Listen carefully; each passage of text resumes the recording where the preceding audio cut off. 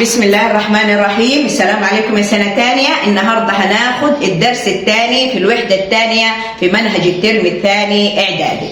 النهاردة هنتكلم عن درس مهم جدا، الروافع. بس في مشكلة، الدرس ده كلامه كتير، فهنركز على نقاط رئيسية في الدرس حتى لما أذاكر أمشي بالشكل ده عشان ما توهش وأنا بذاكر. أول نقطة هنتكلم على فوائد الروافع، 2 هتكلم على خصائص الروافع، منها هستنتج أنواع الروافع. بعد كده هدخل على قوانين الروافع، منها هتكلم على نقطتين رئيسيتان اللي هي إيه؟ متى تكون الرافعة متزنة؟ متى تكون الرافعة موفرة للجهد؟ طيب قبل ما ندخل في النقاط الرئيسية، ايه حكاية الروافع؟ تعالوا نشوف ايه حكاية الروافع. هل الروافع دي وليدة العصر الحديث؟ لا طبعا. الروافع منذ العصور القديمة وجد الإنسان على الأرض ابتدى يدور على وسائل تسهل له الحياة. كان من ضمن الوسائل دي اللي هي الروافع. زي ايه؟ مثلا عايز يحرك حجرة من مكانها، طبعا عشان يرفعها هو بنفسه كان صعب، فابتدى يستحدث الروافع. طيب بعد كده مع تطور التكنولوجيا ظهرت أشكال كثيرة للروافع. من أمثلة الروافع عندنا هو زي ما احنا شايفين كده، اللي هنا في الصورة اللي أمامنا شايفين الونش ده الونش رافعة عبارة عن مجموعة من الآلات داخل الرافعة دي بتستخدم في تشييد المباني الكبيرة. تصور لو ما فيش الرافعة دي كان الشغل أو الجهد هيبقى صعب جدا. طيب بناء عليه نبتدي ندرس أول نقطة مهمة في الدرس، فوائد الروافع. أنا عايزة أنجز مهمة. أول فائدة، أنجز مهمة متطلبة مني، ممكن المهمة دي في عيني تكون سهلة، بس في الحقيقة الأمر أجي أنجزها ألاقيها محتاجة مني قوة كبيرة. طيب يا إما هعرض نفسي للمخاطر وأنا بعملها، أو ممكن تستهلك جهدي. يبقى كده هدور على حاجة توفر لي القوة اللازمة اللي هي مين؟ الروافع. ناجي أول فائدة للروافع قلنا إيه؟ مضاعفة القوة. المسمار هنا من أجي أرفعه من الخشب يتهيأ لي إن الحكاية سهلة، لكن أجي بعد كده أشيله ألاقي صعب. طب أنا عايزة قوة أكبر، استخدم رافعة. يبقى 1 مضاعفة القوة. 2 أداء المهام الدقيقة. عارفين بعض الآلات لما أجي أصلحها زي الساعات المسامير بتاعتها صغيرة جدا، عشان أرفعها بصوابعي وأربطها صعب. يبقى هنا أدور على حاجة تؤدي المهمة بدقة اللي هي مين؟ الروافع، اللي هو زي مين؟ الملقاة. لازم أعرف كل آلة واستخدامها ايه عشان بدي مواضع سؤال. طيب نادي أنا عندي بأدي عمل ممكن يكون خطر، ما اقدرش أمسك الفحم بإيدي، أنا وبش ما اقدرش أحرك الأكل بإيدي. هنا هنقول له إيه؟ استخدم الرافعة اللي هي اسمها إيه؟ ملقاة الشواء.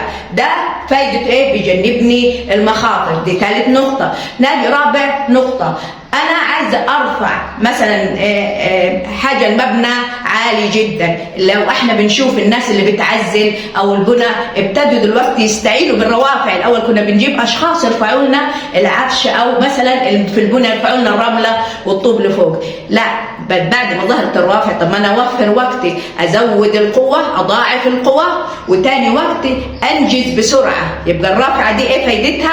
زيادة القوة، 2 أو مضاعفة القوة، خلاص، وزيادة السرعة اللي هي اسمها ايه دي؟ بصوا معايا، العجلة والمحور. عجلة عشان بتبقوا ده المحور، ده المقصود بالمحور. عجلة بلفها بإيدي، أو أحيانا دلوقتي بيجي بالموتور. ده اللي بيستخدموه حديثا في نقل العفش ورفع الأدوار عليا أو في البناء. يبقى العجل والمحور وظيفتها أو فائدتها مضاعفة القوة وزيادة السرعة. طيب توفير الجهد، أنا عايزة شخص مصاب عندي وعشان أرفع على كتافي وانزل بيه ده هيستهلك جهد كبير مني. طيب الفكرة عندي هنا أستخدم الرفعة هنا اسمها المستوى المائل. شايفين؟ أحط أو أجيب المستوى المائل بسهولة، أقدر أنزل الشخص المريض. خامس حاجة عندي هنا اللي هي بستخدم إيه؟ التروس فكرتها أصلا لنقل الحركة وزيادة السرعة، وخاصة اللي بيركب عجل يعرف الكلام ده. العجلات الحديثة ألاقي فيها كذا ترس. الترس ده بعمل إيه؟ بنقل السير للترس. يبقى أنا كده نقلت الحركة غيرت السرعة. يبقى التروس وظيفتها نقل الحركة وتغيير السرعة. نجي لآخر نقطة، تغيير اتجاه القوى. يعني مثلا عندي هنا البكرة شايفين هنا بستخدمها ازاي؟ عندي صندوق ثقله، القوة اتجاهها فين؟ ناحية الجاذبية الأرضية الصندوق، وأنا عايزة أرفع الصندوق لفوق. هعمل إيه؟ هربط الحبل والفه على بكرة، بس بشرط أنا برضو مش عايزة أتعب، هربط الناحية الثانية بثقل. يبقى كده أنا غيرت اتجاه القوة، بدل ما كانت ناحية جاذبية الأرض بقت عكس جاذبية الأرض. مثال تاني ازاي اغير اتجاه القوة اللي هو الاسفين. ازاي اغير القوة؟ انا عايزة اعمل شق، يعني عايزة الخشب يبقى الشق بتاعه افقي بالشكل ده، يفتح بشكل افقي. طيب اعمل ايه؟ هضرب بالاسفين بشكل رأسي، كده انا غيرت اتجاه القوة لما حصل الشق في اتجاه افقي. يبقى كده انا حددت 7 مهام او فوائد رئيسيه للروافع. طيب ناخد مثال عشان نشوف الفكره وصلت ولا لا. جايب لي هنا كذا صوره، بيقول لي اول سؤال، خليكم معايا هنا.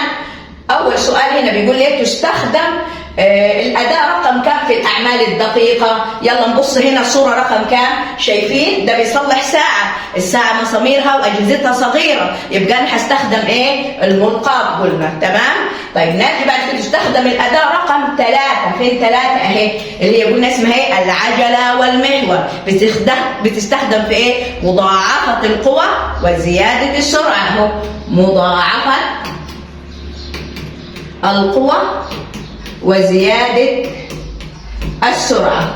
طيب نجي نشوف هنا السؤال، أي الصور السابقة التي تعمل على تغيير اتجاه القوة؟ قلت عندي رافعتين بتغير اتجاه القوة، البكرة والإسفين. نشوف هنا في الصورة مدينة مين؟ اللي هي مين؟ الإسفين، اللي هي الصورة رقم كام؟ الصورة رقم 2. كده وضحت؟ دي خلصنا أول نقطة رئيسية في الدرس. نجي للنقطة الثانية، هتكلم على خصائص الروافع. طيب الروافع كثيرة جدا، مفيش رافعة في الشكل أو الحجم تشبه الثانية. زي ما احنا شفنا هو أشكال روافع كده كلهم اسمهم روافع، لكن كل رافع لها شكل وكل رافع لها حجم. طيب يبقى هما بيختلف الروافع في ايه؟ في حاجتين، في الشكل والحجم. رغم كده بتتفق في 4 خصائص مهمة جدا. كل رافع يا سنة تانية ليها لازم ساق متينة. الساق دي قد تكون مستقيمة أو قد تكون منحنية. يبقى أول خاصية بتتفق فيها الروافع ساق متينة، هو زي ما احنا شايفين اهي، دي المقصود بها ساق متينة. تاني حاجة نقطة ارتكاز. نقطة ارتكاز دي بعمل بها ايه؟ لازم للساق اللي أنا بستخدمها ترتكز على نقطة، لازم برمز، انتبهوا الرموز دي هنحتاجها. نقطة الارتكاز برمزها بالرمز اهي، شوف ايه؟ شوفوا هنا عندي نقطة الارتكاز برمز لها بالرمز اف. تمام؟ طب كل رافعة لازم عليها قوة، تؤثر عليها قوة. مين اللي بيقوم بالمهمة دي؟ الإنسان. يبقى مكان ما الإنسان يضع إيده لاستخدام الرافع هي دي القوة. ومهم أعرف يعني أحدد القوة إزاي.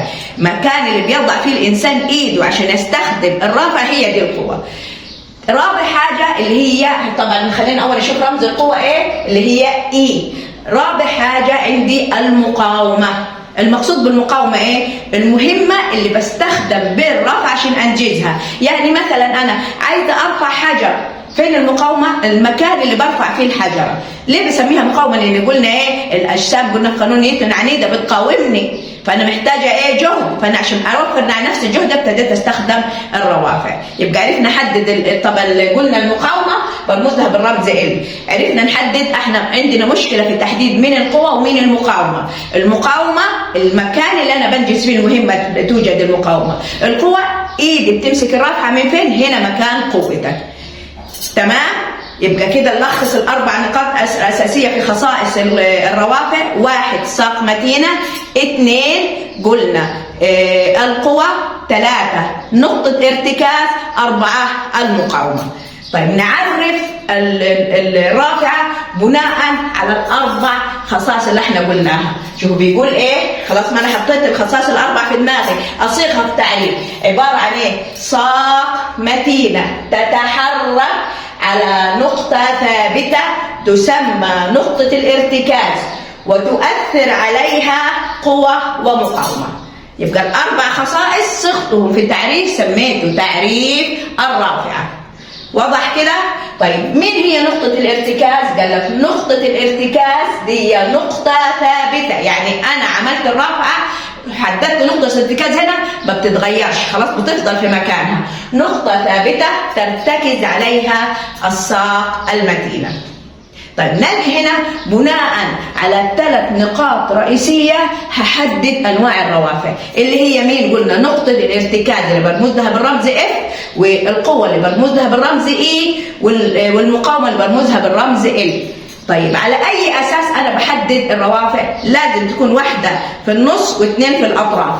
يبقى أنا هحدد أنواع الروافع بناء على ال3 نقاط دول. ناخد الرافعة اللي من النوع الأول. الرافعة اللي من النوع الأول فين بتكون؟ مين اللي بيكون في المنتصف؟ اللي هي نقطة الارتكاز اللي برمزها قلنا بالرمز إيه؟ خليكم معايا كده. شايفين هنا مين اللي في المنتصف؟ عرفنا فين في المنتصف، مش قصة منتصف المسافة، يعني هي بين قوتين. القوة الأولى اللي هي الجهد أو القوة اللي بيكون بها الإنسان. شفت أنا بقول القوة إيه؟ مكان ما بيضع الإنسان إيده هي القوة. شايفين هنا حاطط إيه أو صباعه فين؟ بعد كده الطرف الثاني المقاومة. يبقى الرافع من النوع الأول اللي في المنتصف نقطة الارتكاز. الرافع اللي من النوع الثاني المقاومة هي اللي في المنتصف برمز لها بالرمز L. طيب فين مين اللي خلاص هي دخلت في المنتصف؟ مين اللي هيبقى في الطرف؟ عندي نقطة الارتكاز والقوة. نجي للرافع اللي من النوع الثالث، مين اللي فضل ما بيجيش في المنتصف؟ اللي هي القوة. شايفين القوة هي اللي في المنتصف. مين اللي في الأطراف؟ عندي بعد كده نقطة الارتكاز والمقاومة. طيب هنمسك كل نوع ونشوف ازاي نحدد نقطة الارتكاز وازاي نحدد القوة والمقاومة، وبناء عليه نحدد نوعها. خليكم معايا. ناخد مثال عندي هنا.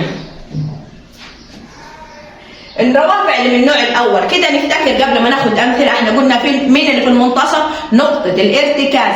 ما يفكركمش المقص اللي بقص بيه، مش في مسمار ربطه من النص؟ طب ايدك اللي مش انت ماسك المقص بايدك كده، مكان ايدك هي دي القوه. طيب الطرف الثاني انا بعمل ايه؟ الورقه اللي عايزه اقصها، قلت انا المهمه اللي هيأديها الرفع هي مكان المقاومه. مهمه ايه؟ عايزه اقص الورقه. يبقى هنا مقاومتي فين؟ عند الورقه. المسمار اللي في المنتصف هو اللي بيمثل قلنا ايه؟ نقطه الارتكاز. زيها مين؟ عندنا مين؟ الكماشه او بنسميها الزرديه. ايدي هنا بتكون اللي هي القوه، في المنتصف نقطه الارتكاز. المقاومه انا عايزه اقشر السلك او اسحب البلاستيك اللي في السلك، هنا المقاومه. نركز، عارفين لو عرفنا يعني ايه مقاومه وايه قوه سهله. قوه مكان ايدي، المقاومه انا بستخدم رفع بنجز بها ايه؟ هلاقي المقاومه عندها. تمام؟ طيب اشهر حاجه احنا بنعملها هي مين؟ اللي زي مين؟ الارجوحه. لو فاكرين بتاعت الاطفال دي، بتاعت اللي بيقعدوا عليها الاطفال، نقطه الارتكاز في المنتصف، وطبعا بيبقى شخص في طرف والشخص الثاني ايه في طرف اخر. دي شبهها اهي، نفس الحكايه. تمام؟ طيب عندي مين؟ العتله. عارفين العتله بنستخدمها بايه؟ الباب. عايزه ارفع باب اوضه، لو ارفعها بايدي كده صعب. بيعمل ايه؟ بيجيب حتى اي مفك عادي ويحط تحتيه حجره او ترفع بالشكل ده، والطرف اخر تحت الباب. مجرد ما عمل كده الباب اترفع، رغم ان هو مش كان بيبذل مجهود. واحنا قلنا العتله ايه؟ بتعمل مضاعفه القوه. يبقى كده عرفنا نحدد ازاي روافع النوع الاول. نشوف روافع النوع الثاني. نفتكر روافع النوع الثاني قلنا مين في المنتصف؟ برافو، المقاومه هي اللي في المنتصف.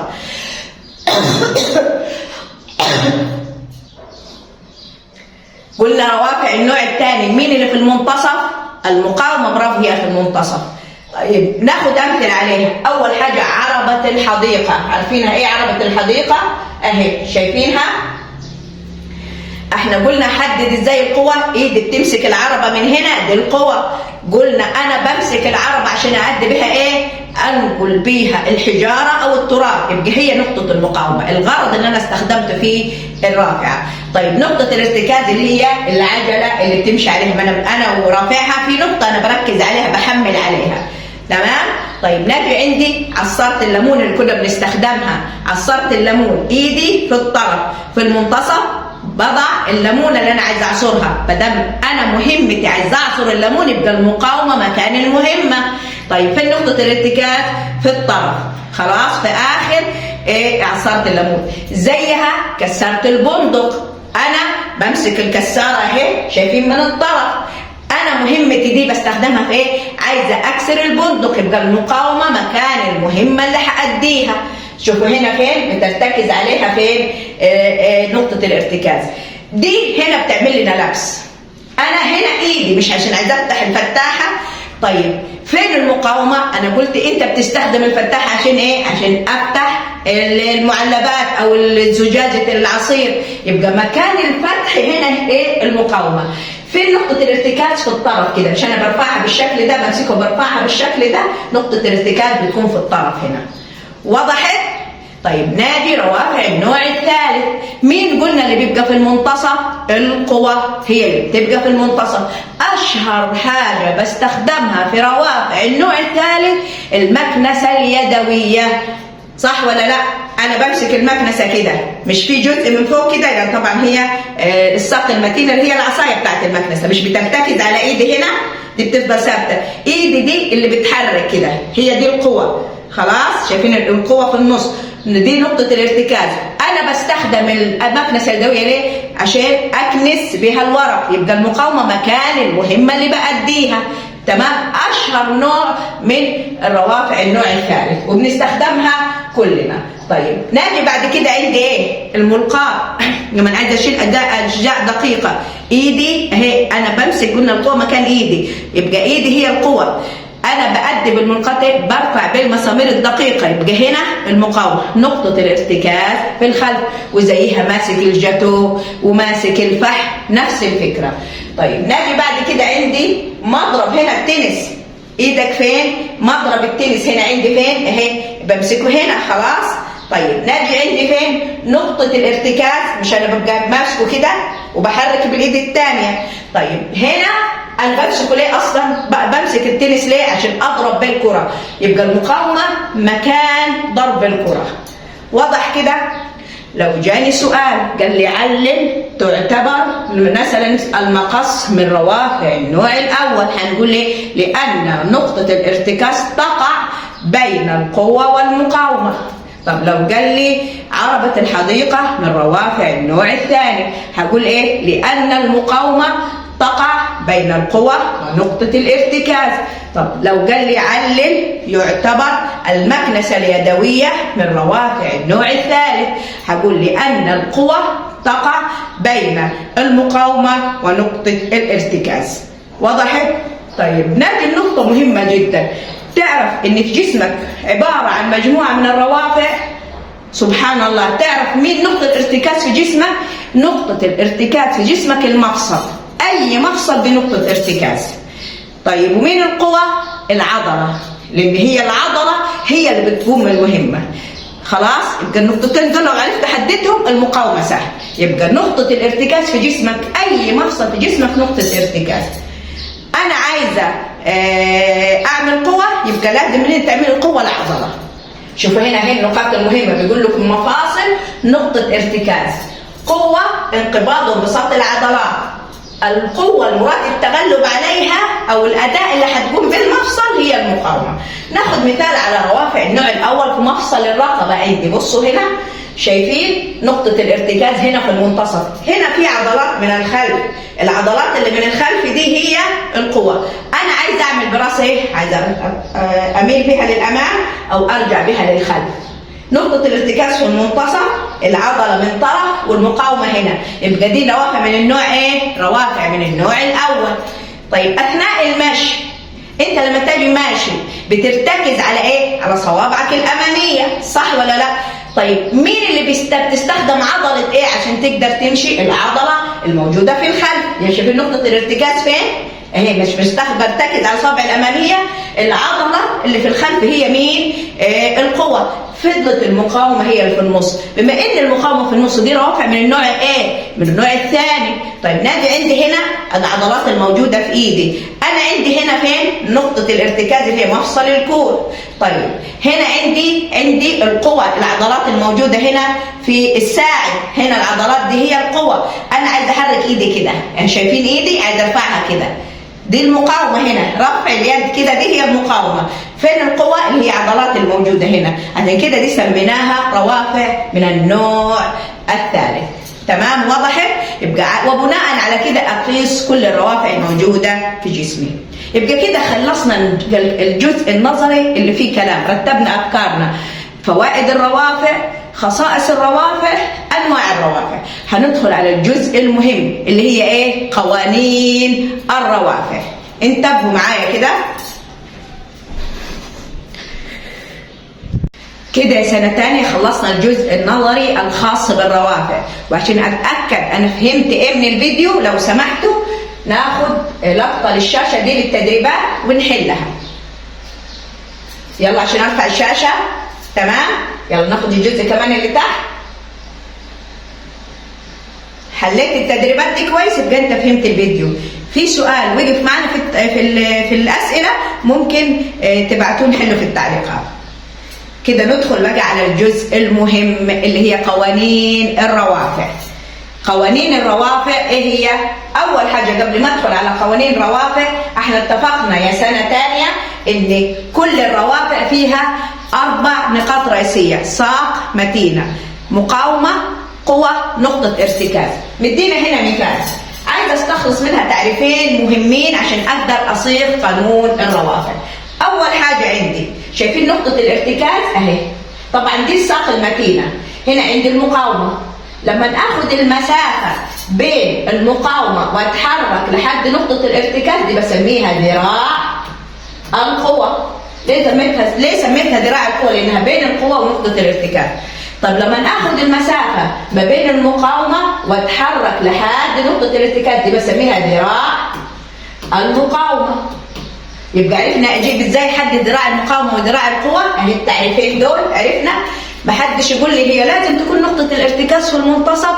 طب نشوف مثال نغير نقطه الارتكاز اللي هي ايه. هنا هنحط نقطه الارتكاز اللي هي اف، طيب وهنا ال اللي هي المقاومه، وهنا ايه القوه. هذه الروافع من النوع الايه؟ المقاومه في النص، برافو، من النوع الثاني. طيب انا دلوقتي عايز احدد ذراع القوه، هعمل ايه؟ قلت هقف على القوه اهي، وهتحرك لحد ما اوصل نقطه الارتكاز اهي، دي ذراع القوه. تمام؟ طيب نجي للمقاومه اهي، المقاومه تمام، هتحرك لحد ما اوصل لنقطه الارتكاز اهي، دي ذراع المقاومه. عرفنا نحدد ذراع القوه وذراع المقاومه ازاي؟ تمام. ما يهمنيش انا نقطه الارتكاز في مكانها، امسك القوه واتحرك لنقطه الارتكاز. طب هنا عايزين نوصل لنقطه مهمه، انا عايزه اعمل قانون للروافع المتزنه. قال لك ابتدى يعمل تجربه عشان يعرف يصيغ القانون. بصوا معايا هنا جايب ايه؟ شوف هنا ايه؟ جاب مسطره وعلق فيها ثقل، واعتبر ان الثقل ده هي ايه؟ القوه. بعد كده يجي خلي الرافعه دي متزنه، لا هي بتميل للطرف اللي فيه الثقل الاول. راح جاب ثقل ثاني وعلقه في اي مكان، ايه ده؟ اللي الرافعه مالت الجهه الاخرى. طب لحد الان الرافعه مش متزنه، راح عمل ابتدى يحرك في الثقل، بس راعوا ان هو جاب ثقل تقريبا يساوي ده، ابتدى يحرك لحد ما وصل لحاله الاتزان. اتزان كلها كده في استقامه واحده، لا بتميل ناحيه الثقل ده ولا ناحيه الثقل في الاتجاه الثاني. قال لك من هنا يبقى انا عشان اخلي الرافعه متزنه لازم اراعي حاجتين: القوه وطول ذراعها، والمقاومه وطول ذراعها. يعني ايه؟ ما تجيش انا اجيب ثقلين مختلفين بس اخلي ذراعين متساويين. يعني مثلا احط هنا ثقل 50 نيوتن وهنا 70 نيوتن والاطوال الذراع دي كويسه ومظبوطه، لا لازم تراعي قوه بذراعها والمقاومه بذراعها. من هنا هنستخلص قانون الروافع المتزنه. قانون الروافع المتزنه قال ايه؟ لازم القوة في ذراعها، وعرفنا الذراع يعني ايه؟ تساوي المقاومة في ذراعها، ذراعها. يبقى عشان القوة تبقى متزنة لازم الكمية دي لما اضربهم في بعض تساوي الكمية دي لما اضربهم في بعض. طيب قال انا ممكن اسمي القوة في ذراعها بسميها عزم القوة. يعني لو قال لي احسب عزم القوة، ايه هو عزم القوة؟ القوة في ذراعها. طيب وعلى الاساس ده يسمى الجزء ده سماه ايه؟ عزم المقاومة. تمام؟ يبقى ايه هو عزم القوى؟ القوة في ذراعها. ايه هي عزم المقاومة؟ المقاومة في ذراعها. طيب ايه قانون الروافع؟ من هنا ممكن نقول ايه؟ بدل ما احط ده كله او اكتب ده كله اكتب عزم القوى يساوي عزم الروافع. طيب ليه احنا بنكتب القانونين؟ عشان ممكن يجي لكم صح وغلط. قانون الروافع المتزنة عزم القوى يساوي عزم الروافع صح. طيب قال لنا قانون الروافع المتزنة القوة في ذراعها يساوي المقاومة في ذراعها صح، الاثنين صح. ده بدل ما نكتب كل الكلام ده اختصرناه بعزم القوى. وضحت؟ طيب نادي هنا النقطة مهمة، ما ينفعش اخد اي كميات فيزيائية من غير ما اكتب لها وحدات. الوحدات مهمة، والوحدات دي هي دليلنا في الحل، وهنشوف ازاي هنحل بس نخلص القوانين. اول حاجة انا عندي القوة اخدناها في قوانين نيوتن، وحدتها ايه؟ النيوتن. قصادها مين؟ المقاومة برضه وحدتها النيوتن. الذراع احنا قلنا عبارة عن ايه؟ المسافة بين القوة ونقطة الارتكاز. ما دام مسافة يبقى لها يا وحدة المتر أو السنتيمتر. طب نفس الحكاية هنا الذراع يا وحدتها المتر أو السنتيمتر. تمام لحد هنا؟ طيب عندي جزئية مهمة كده خليكم معايا. طيب بيقول ايه؟ في قانون كده ناخد بالنا منه عشان احيانا بتبقى المسائل مش مباشره. اداكم قانون لازم نحفظه. ايه بيقول؟ وزن الجسم اللي هو برمزه ده اخذناه على فكره في سنه اولى. الوزن لو كنا بنرمزه بالرمز دبليو بيساوي ايه؟ الكتله في عجله الجاذبيه. ده قانون المفروض احنا حافظينه وهنحتاجه، وبيفكركم بقانون اخدتوه في سنه اولى. يبقى انا عندي دلوقتي انا طلعت قانونين، القانون الاول اهو، ولازم كده الخص لي ورقه وادبسها في الكتاب القوانين اللي انا هستخدمها. القانون الاول هو قانون الروافع المتزنه، بيقول ايه؟ القوه في ذراعها تساوي ايه؟ المقاومه في ذراعها. ده اول قانون اهو. ده اول قانون، القوه في ذراعها في المقاومه في ذراعها. الثاني ممكن اختصر قلنا ايه؟ عزم القوة يساوي عزم المقاومة. القانون الثالث اللي هستخدمه قلنا ايه؟ الوزن بيساوي الكتلة في عجلة الجاذبية. اتضح هنا؟ ناخد مثال ونشوف ازاي هنحل المسائل قبل ما نكمل الدرس، وانتوا هتحلوا بعد كده يا سنة تانية. انتبهوا معايا. الأول ناخد مثال عشان نعرف ازاي هنستخدم القوانين. نقرا شوية شوية ونشوف ازاي هنحل. بيقول رافعة متزنة القوة المؤثرة عليها 50 نيوتن. هنعمل دليل الحل. أول حاجة هنقول القوة كام؟ بتساوي كام؟ 50 نيوتن. لازم أحط بالوحدة سنة تانية. طيب وطول ذراعها 20 سنتيمتر. يبقى ذراع القوة يساوي 20 سنتيمتر. احسب قيمة المقاومة. يبقى هو بيسأل عن المقاومة، نكتب المقاومة ونحط علامة استفهام عشان أعرف إن ده أنا اللي بحسبه. إذا كان طول ذراعها 40 سنتيمتر يبقى ذراع المقاومة 40 سنتيمتر. تمام؟ طيب أول حاجة نكتب قانون الروافع المتزنة. بيقول إيه؟ تمام؟ القوة في ذراعها يساوي المقاومة في ذراعها. دي أول خطوة لازم أكتب القانون باخد عليه درجة. تاني خطوة التعويض في القانون، يعني هشيل الكلمات وأحط قيمتها العددية. من فين؟ من دليل الحل هنا. فين القوة هنا؟ أهي شايفين؟ هنشيلها ونحط 50 في هنا هنشوف إيه؟ ذراع القوة كام؟ 20. تمام. طيب عندي هنا المقاومة مفيش، يبقى هنكتبها زي ما هي المقاومة. طيب في ذراعها موجودة اهي هنا 40. تمام كده ظبطنا القانون. طيب هو محتاج مين؟ عايز المقاومة. ما ينفعش مجهول جنبه معلوم. اعمل ايه؟ هنقل المعلوم الناحية الثانية. طيب في قواعد للنقل. اعمل ايه؟ هنا العملية الحسابية ضرب. طالما هيروح الناحية الثانية هيروح ايه؟ قسمة. يبقى هنكتب ايه؟ المقاومة نخليها زي ما هي تساوي 20 في 50 على 40 هتساوي، نحسبها كده اهي، والآلة راحت.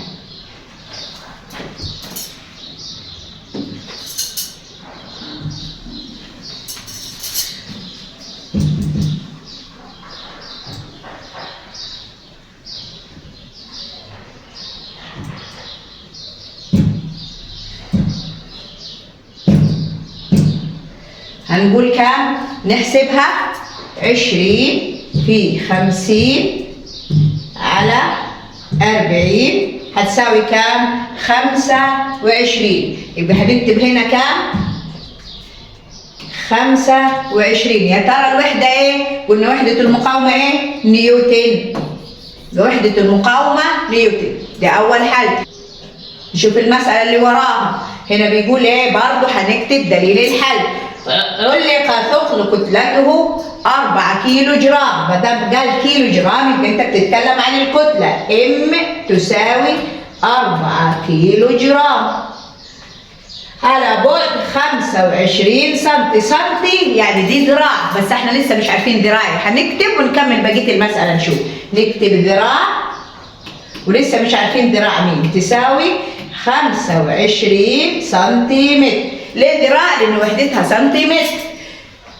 يسار نقطة الارتكاز، بينما علق ثقل آخر وزنه 20 نيوتن يمثل القوة، يبقى القوة 20 نيوتن. على يمين نقطة الارتكاز فأصبحت الرافعة متزنة. احسب ذراع القوة، يبقى هو عايز ذراع القوة، يبقى هنا نحط علامة تساوي، يبقى دي ذراع مين؟ المقاومة. عرفنا؟ بالراحة نحل. نكتب قانون الروافع المتزنة. القانون بيقول ايه؟ خليكم معايا. القوة في ذراعها تساوي المقاومة في ذراعها. طيب قلنا هنعوض في القانون واحدة واحدة. القوة عندي كام قيمتها؟ ندور 20 اهي. طيب في ذراعها كام؟ دي لسه مش عارفينها، يبقى اكتب ذراع القوة، ده اللي عايزين نحسبها. طب يساوي، نبص هنا فين قيمة المقاومة؟ في كلمة مقاومة هنا، أنا كاتبة كلمة مقاومة؟ لا مفيش، يبقى هنكتبها زي ما هي. طيب في ذراعها موجودة اهي 25 سم. طيب طبعا هنا في هنا عجلة الجاذبية جي، هنكتب بتساوي 10 متر لكل ثانية تربيع. طيب ما ينفعش في قانون يا سنة تانية 2 مجهول، يبقى أكيد في المعلومات اللي هنا هيفك لي مجهول منهم. أنا هنا اداني الكتلة واداني عجلة، يبقى دي أجيب بيهم قيمة مين؟ قيمة المقاومة. هو بيقول لي احسب دي اللي عايزها، يبقى المعلومات دي اللي ادهاني عشان اقدر اجيب بها المقاومة. اجيبها من القانون اللي بيقول ايه؟ خلينا هنا على جنب، هنقول وزن المقاومة هيساوي الكتلة في عجلة الجاذبية. الكتلة عندنا كام؟ 4 في 10 هتساوي كام؟ 40 نيوتن. يبقى كده خلاص عرفنا قيمة ايه؟ المقاومة. لازم تبقى ورقتي ايه؟ مرتبة. اروح امسح هنا المقاومة دي واكتب ايه؟ قيمتها اللي انا طلعتها كام؟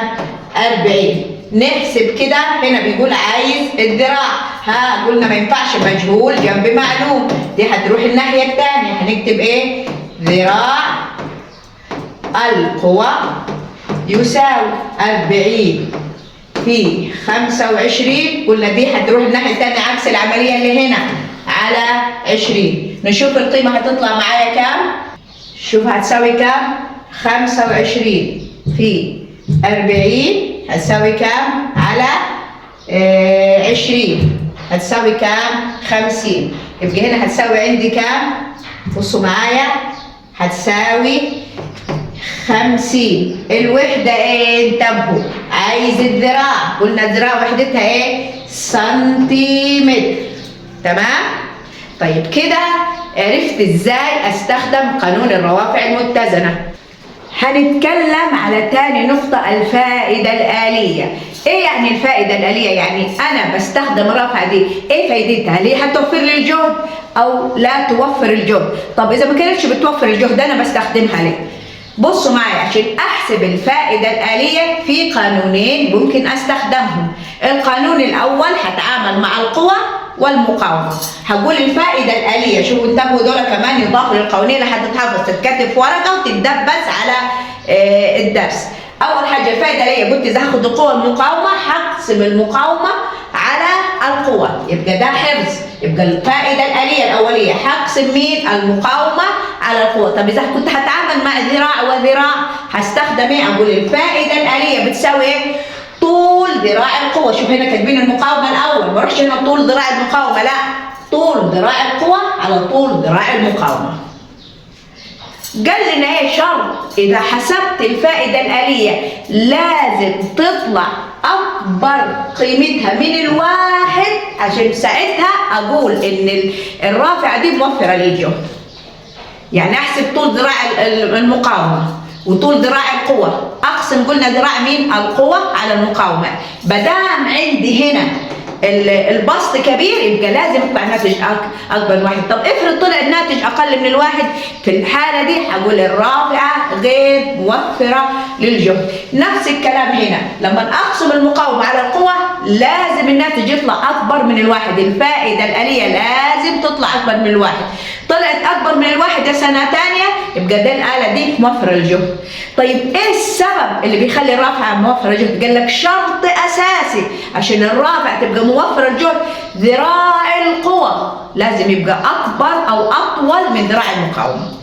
طيب قلنا ازاي بنحسب ذراع القوة؟ اهو هناخد مثلا مثال لاي رافعة. هنا مين؟ هنحط المقاومة هنا في النص اهي، وهنا القوة، وهنا نقطة الارتكاز اللي هي قلنا ايه؟ اف. عشان تبقى رافعة موفرة للقوة احسب، شوف طول ذراع القوة قد ايه، شوف ذراع المقاومة قد ايه. لازم ذراع القوة يبقى اكبر من ذراع المقاومة على طول، يبقى الرافعة موفرة للجهد. ليه؟ لان بنحط ذراع القوة هو الكبير، يعني نفترض هنا 4 على هنا صغير 2، لازم ناتج يطلع اكبر من الواحد. 4 على 2 بيساوي كام؟ 2. لكن لو عكست، لو كان ذراع القوة صغير يعني كتبت 2 وذراع المقاومة هو الكبير، ده لازم هيطلع نص، أقل من 1، يبقى دي غير موفرة للجهد. يبقى امتى متى تكون الرافعة موفرة للجهد؟ عندما يكون ذراع القوة أكبر أو أطول من ذراع المقاومة، أو أقول عندما تكون الفائدة الآلية أكبر من الواحد، ودي موضع سؤال. وبناء على الكلام اللي قلناه هنرجع نشوف الثلاث انواع بتوع الروافع، مين فيهم موفر للقوى، اقصد عفوا مين فيهم موفر للجهد ومين فيهم غير موفر للجهد. نمسك الرافعه الاول اللي هي مين؟ روافع النوع الاول. مين اللي في المنتصف؟ قلنا نقطه الارتكاز. شوفوا معايا هنا اهي نقطه الارتكاز. بما ان هي في المنتصف اف، وهنا في اي، وهنا في ال المقاومه، يقول لك ساعات الروافع النوع الاول مش دايما بتبقى موفره للجهد، حسب مكان نقطه الارتكاز. لو نقطه الارتكاز ممكن امسحها من هنا، شوفوا امسحها من هنا واحطها او ارسمها كده قريبه من هنا اهي. شايفين؟ شوف بقى نحسب ذراع القوه، شايفين طول ذراع القوه قد ايه؟ وشايفين طول ذراع المقاومه قد ايه؟ بما ان ذراع القوة اكبر من ذراع المقاومة يبقى في الحالة دي موفرة للجهد. طيب افرض انا رحت مسحت نقطة الارتكاز كده، بصوا اهو كتبتها هنا، المرة دي كتبتها هنا، المرة دي شوفوا هنشوف ذراع القوة قد ايه. خليكم معايا، شوف ذراع القوة قد ايه، شوف ذراع المقاومة قد ايه. هل دي موفرة للجهد؟ لا. يبقى روافع النوع الاول قد تكون موفرة للجهد وقد تكون غير موفرة للجهد. نادي روافع النوع الثاني عشان نفهمها. روافع النوع الثاني مين في المنتصف؟ برافو، المقاومة. اهو هنرسم اهي ال، وهنا اف، اي اقصد، وهنا اف، هنا نقطة اف. نشوف ذراع المقاومة وذراع القوة. شوفوا ذراع القوة اهو من هنا لحد هنا، ذراع المقاومة من هنا لهنا. مين أطول؟ ها برافو، ذراع القوة. يبقى موفرة للجهد ولا لا؟ برافو، موفرة للجهد. اتضحت؟ طيب ناجي نشوف، طب هل ينفع؟ ممكن ممكن لا. طب حتى لو حركت، شوفوا هنا معايا، افرض انا حركت هنا المقاومة، جبت المقاومة هنا اهو.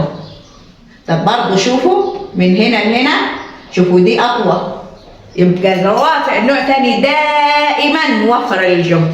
علل، لان النقطة اللي تقع في المنتصف هي المقاومة. بالطبيعي في الاطراف موجود القوة ونقطة الارتكاز، طبيعي تبقى دراع القوة اكبر. يبقى اللي دائما موفر الجهد رافع النوع الثاني، اللي احيانا رافع النوع الاول. نجي نشوف رافع النوع الثالث. مين اللي في المنتصف؟ القوة اهي، القوة، وهنا عندي المقاومة، وهنا نقطة الارتكاز. العكس، شوف دراع المقاومة قد ايه، شوف دراع القوة قد ايه. حتى لو حدفنا النقطة في المنتصف، يبقى روافع النوع الثالث غير موفرة للجهد. ايه ده؟ معناتها ان هي مش مفيدة؟ لا، هو احنا مش اخذنا 7 فوائد روافع الروافع كلها؟ عندي ايه؟ تجنب المخاطر، هي تعمل تجنب المخاطر، الدقة في انجاز المهمة. يبقى هي بتوفرها روافع النوع الثالث. مش لازم كل رافع تكون موفرة للجهد، بس خلاص عرفنا الخلاصة عشان اعرف الروافع الموفرة للجهد اعمل ايه. طيب نجي نحل قانون عشان نعرف نستخدمه ازاي. بصوا معايا هنا نحل، انتبهوا معايا برضه، هنمشي بفكره دليل الحل. بيقول ايه؟ علق ثقب، ما دام كيلو جرام يبقى دي ايه؟ برافو، كتله. هنكتب ام تساوي كام؟ 2 كيلو جرام على بعد سنتيمتر. يعني ايه دي؟ ذراع، بس هنشوف ذراع مين لسه اهو، ذراع، وهنكتب 15 سنتيمتر. بينما علق ثقل آخر وزنه 30 نيوتن يمثل المقاومة. يبقى هكتب المقاومة تساوي 30 نيوتن كده، تمام؟ طيب ويسار نقطة الارتكاز على بعد اكس سنتي، يبقى ذراع المقاومة اكس سنتيمتر. يعني اكس يعني مجهولة. طيب يبقى هنا دي ذراع مين؟ القوة. بالراحة كده نمشي بالراحة. فأصبحت الرافعة متزنة. احسب. طب قال لنا العجلة الجاذبية جي بتساوي 10 متر لكل ثانية تربيع. عايزني أحسب اكس اللي هي دي، عايزني هنا دي أحسبها، وبعد كده عايزني أحسب الفائدة الآلية. الفائدة الآلية يبقى عندي 2. رقم 1 نبدأ بيها. عشان أحسب طول ذراع المقاومة هنكتبها قانون مين؟ قانون الروافع المتزنة. بيقول إيه؟ القوة في ذراعها تساوي المقاومة في ذراعها. يبقى دي أول خطوة باخد فيها درجة. تاني خطوة التعويض في القانون، هشيل الكلمات واحط ارقامها. نشوف القوة هنا كام؟ هل مديني كلمة قوة جنبيها رقم؟ ما فيش، يبقى هكتبها زي ما هي ايه؟ القوة. فين ذراعها؟ اهي ذراع القوة 15 سنتي يساوي المقاومة كم قيمتها؟ 30 نيوتن في ذراع المقاومة عندي اهي دي اكس اللي عايز نحسبها. بكتب هنا ذراع المقاومة. خلصنا؟ قلنا ايه من شوية؟ ما ينفعش مجهولين في مسألة. هو عايز دي، يبقى اكيد مديني معلومات اجيب بها القوة اللي هي ايه؟ الكتلة ومين؟ وعجلة الجاذبية. هقول هنا اهو، هنحسبها هنا اهو، دبليو القوة ووزن القوة. هنقول ايه؟ الكتلة في عجلة الجاذبية. يعني كام؟ 2 في 10 هتساوي كام؟ 20 نيوتن. كده عرفنا جبنا القوة. هنمسح هنا كلمة القوة اهي، نمسح كلمة القوة وهنحط كام؟ هنكتب كام؟ 20 نيوتن. قلنا ما ينفعش مجهول جنب معلوم، دي هتروح الناحية التانية. هنكتب اهو ذراع القوة هتساوي كام هنا؟ 15 في 20 على 30. نطلع نشوف الحل ايه. يلا نشوف. 15 في 20 على 30 هتساوي كام؟ 10 مدام ذراع الوحدة ايه؟ سنتيمتر. تمام؟ طب افرض عايزة اتأكد القوة متزنة ولا لا، لأن هو قال لي ايه؟ فالرافع متزنة. خلاص أنا كده عندي هنا الجزء الأول أهو ده 20 في 15، وهنا خلاص طلعت الذراع، هقول 30 في كام؟ طلعتها 30 في 10. أنا بس عشان أتأكد. هذه هتديني كام؟ 300، ودي كام؟ 300. شايفين؟ يبقى صح الرافع متزنة كده. طيب جاء عايز النقطة الأخيرة، قال لي احسب ايه؟ الفائدة الآلية. طيب أنا من غير ما أحسب الفائدة الآلية، احنا هنحسبها عشان هو طلبها، بس من غير أحسب الفائدة الآلية، هل الرافعة دي موفرة للجهد ولا لا؟ نشوف طول ذراع القوة كام عندها؟ 15. طيب طول ذراع المقاومة كام؟ ها يلا بصوا معايا، ذراع المقاومة 10. مين اللي اكبر؟ ذراع القوه. يبقى موفر ولا لا؟ برافو، لان احنا قلنا لو ذراع القوه اكبر يبقى موفره. طب عشان نثبت صحه كلامنا هنشوف الفائده الاليه اكبر من الواحد ولا لا. لازم تطلع اكبر من واحد عشان انا قلت موفره. نشوف، نكتب الفائده الاليه تساوي طول ذراع القوه على طول ذراع المقاومة. يلا نشوف كده. ها طول ذراع القوة قلنا كام؟ 15. طول ذراع المقاومة طلعناه احنا هنا اهو 10. 10 15 يساوي 1.5. شايفين طلعت اكبر من واحد ولا لا؟ واحنا قلنا من غير ما نحسب انها موفرة. خلاص فهمنا ازاي نستخدم الفائدة الآلية. طيب اظن شايفين درس جميل خالص لو اتفهم بالراحه ونكتب بالورقه والقلم واحنا بنسمع. طيب تعالوا في سؤال هنا حلو كمان، بصوا معايا. يقول مين فيهم موفره للجهد؟ في حقيقه الامر الاثنين موفرين للجهد، بس في واحده موفره اكثر من الثاني. طيب بصوا معايا، الاول اهي القوه. طيب فين المقاومه؟ اهي انا عايزه افتح المسمار ده وانا قلت المقاومه مكان اداء المهمه. فين نقطه الارتكاز؟ اهي دي هي اف. طيب شايفين القوة من هنا لحد هنا. طيب هنا شايفين ازاي؟ الضعف، حتى هو كاتب هنا 2 دي، هنا كاتب دي بس. ها مين الموفرة؟ برافو رقم 2. ليه؟ اذكر السبب. هنقول ان الحالة رقم 2 ذراع القوة أكبر من ذراع القوة في الحالة رقم 1. وضحت؟ تمام؟ برافو عليكم يا سنة تانية. دلوقتي هديكم أسئلة عشان نشوف فهمنا وهنعرف نطبق ولا لا. يلا كده هثبت لكم الشاشة، خليكم معايا.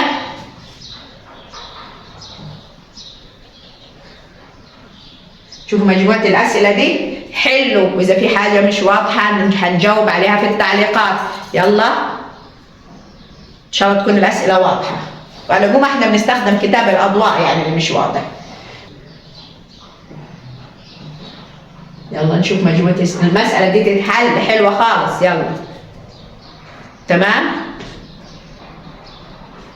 بكده يا سنة تانية الحمد لله خلصنا الوحدة الثانية للترم الثاني. كان الدرس الأول بيتكلم عن قوانين نيوتن، والدرس الثاني عن الروافع. شكرا لكم، وإن شاء الله نتقابل في الوحدة الثالثة، وحدة خفيفة وحلوة، وحدة أحياء. شكرا لكم، وصلى الله على نبينا محمد وعلى آله وصحبه وسلم.